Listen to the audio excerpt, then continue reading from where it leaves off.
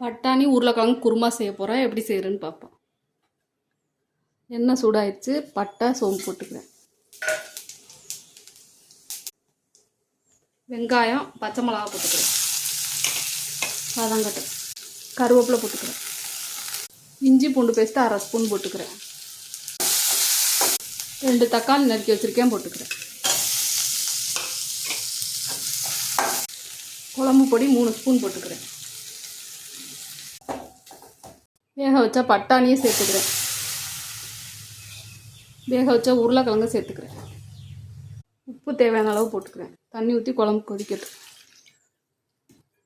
தேங்காய் சோம்பு கசகசா 3ஐயும் அரைச்சிக்குவோம். அரைச்ச தேங்காயை ஊற்றிக்குவோம். ஒரு 5 நிமிஷம் கொதிக்கட்டும். குருமா ரெடி ஆயிடுச்சு. இது கறி குருமா டேஸ்ட்டில் இருக்கும். நீங்களும் இதே மாதிரி செஞ்சு பாருங்கள்.